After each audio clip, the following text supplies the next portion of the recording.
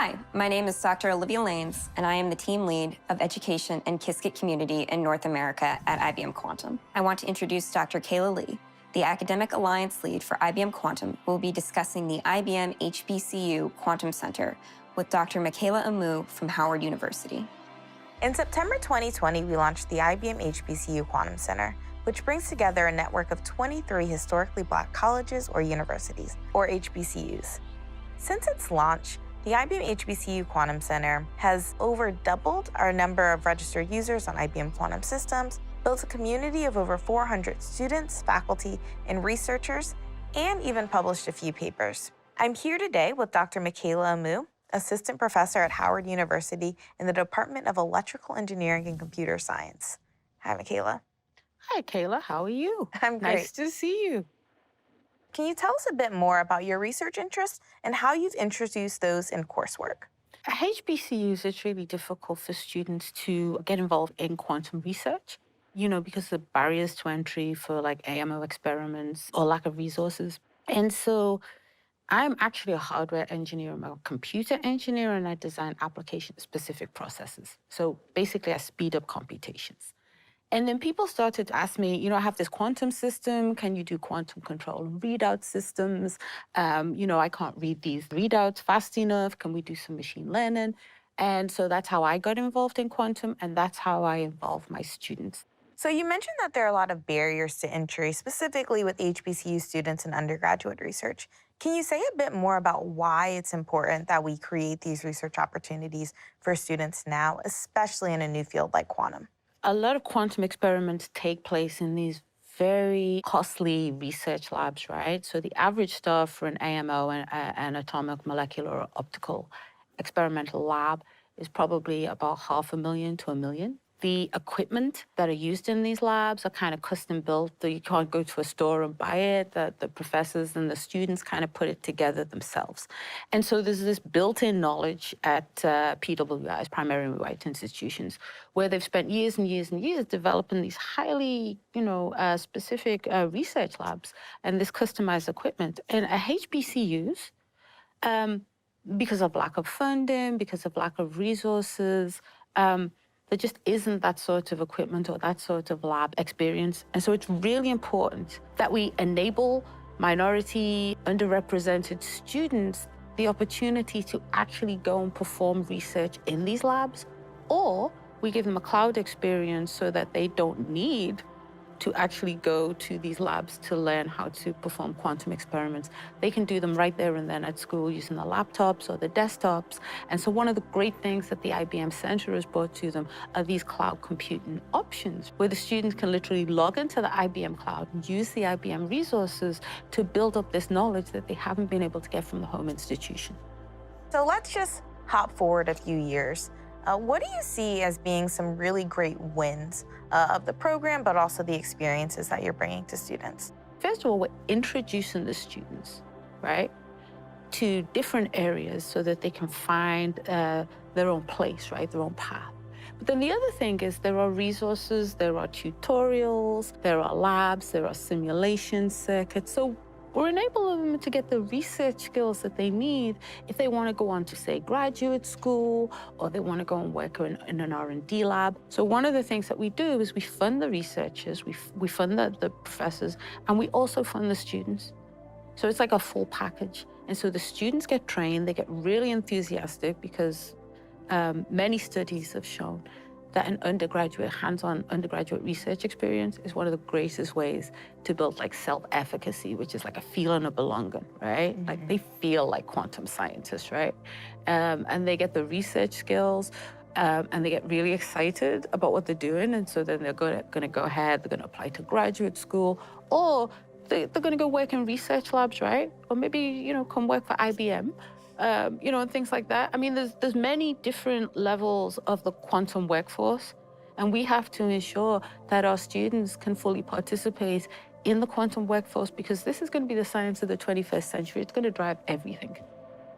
Thank you so much, Michaela, for joining us and talking a bit about how you've introduced research within the IBM HBCU Quantum Center. Looking forward, we're really excited to continue introducing students to quantum computing and also getting them excited for the future and what the IBM HBCU Quantum Center has to hold. Thanks, and back to you, Olivia. Dr. Lee, Dr. Amu, thank you so much for that discussion and for the really important work that you're doing with this initiative. Now I want to introduce Professor Steve Girvin, Eugene Higgins Professor of Physics at Yale University, who will be sharing some thoughts and experiences that he's had using Qiskit in the classroom. Thanks, Olivia. In the classroom, I teach the basic concepts behind quantum information science. It's such a new field that there really doesn't exist a well-established textbook. And the Qiskit textbook, developed online by the Qiskit community, is growing into that role. It provides valuable supplementary information and background information and reading opportunities for the students, which complements the material that I cover in class and the way I describe things. It's very important for students to be able to see things from different points of view, from a textbook and from the professor's lectures. The quantum workforce right now is still quite small. The demand is outstripping supply. And as the field develops, we'll need more and more people who are engineers or who are perhaps master's students rather than PhDs, and even undergraduates who are contributing to the development of these new technologies. IBM has made tremendous investments in bringing quantum systems to the cloud, to the online world. Young people will have a chance to play with the hardware, try out things, hack around, figure out shortcuts, figure out ways to make it work better. And I think this is going to have a tremendous impact on the development of the field, both because progress will be made in the field, but also because so many people from such a wide range of backgrounds will now have access to get into the field. We're at the very beginning of an exciting new revolution in information processing using quantum technology. We're in what people call the NISQ era, noisy intermediate scale quantum era. Our components, our quantum components, are not nearly as reliable and close to perfect as the ones in your traditional computers.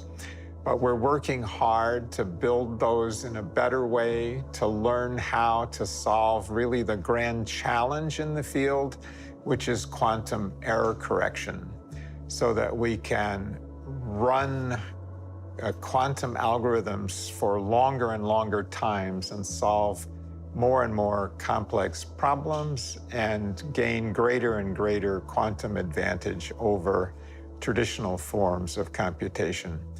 I'm extremely excited about this challenge and impressed with the remarkable rate of progress in the field. Back to you, Olivia. Thank you so much, Professor Girvin. Figuring out how to best use Qiskit in the classroom and for courseware has always been one of our top priorities. Now I want to talk about how we're also going to be using IBM Quantum hardware and Qiskit, not just for educational purposes, but for research as well. Last year, IBM Quantum launched the Open Science Prize, a first-of-its-kind competition challenging members of our community to help solve important outstanding research problems in the field of quantum information. This contest promised a $50,000 award for the teams that presented the best open-source solutions to these problems. The first of the prize's challenges asked participants to decrease the error rate of the swap gate by 50%. The second challenge had participants trying to improve the fidelity of a 7-qubit graph state, also by 50%.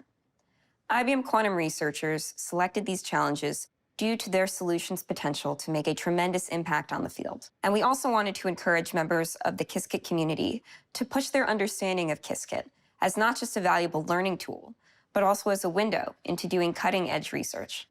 In fact, some of our winners completed the challenge with little to no prior experience using Qiskit. For example, listen to this quote from challenge participant Yufeng Yi. "I started this challenge with little to no experience with the Qiskit platform. It took me many hours just to run the example code successfully. But as part of trying to solve the graph state challenge, I slowly became proficient with all the functionalities of Qiskit. I also spent a lot of time diving into related papers by IBM quantum researchers, which turned out to be excellent resources that taught me a lot about the state-of-the-art quantum error mitigation techniques. Now, I'm excited to announce that at the end of November, we'll be kicking off the Open Science Prize for 2021. This challenge will focus on an entirely different area of quantum research, quantum simulation. Quantum simulation was an idea that was actually first suggested by Richard Feynman in the 80s and has become a prominent area of research over the past few years and deals with simulating important real-world models with applications in chemistry, fundamental physics, and beyond. Actually executing a quantum simulation on a current quantum computer, however, can be difficult and error-prone. The quantum system we will explore this year is a spin 1/2 model, where each qubit in the quantum processor represents a quantum spin 1/2 particle in a one-dimensional chain. Quantum spin models have some amazing properties and uses. Computationally speaking, certain optimization problems can be mapped to spin models, theoretically giving quantum computers a computational advantage over classical computers. Furthermore, spin models can be used to probe the physics behind a variety of quantum behaviors, such as large entangled states, quantum phases of matter, and quantum many-body effects. However, these problems can also be difficult to simulate, which is why we are asking our community to help us. This year, we're hoping to encourage even wider participation among our community members of all different educational levels and backgrounds. So next month, along with our competition Jupyter Notebook, we will be publishing tutorials and supplementary materials that can hopefully bring everyone up to speed on the tools surrounding this experiment. We hope that you'll help us spread the word or even participate yourself, so that together we can push the limits of quantum computation. Thank you so much for your attention and enjoy the rest of the summit.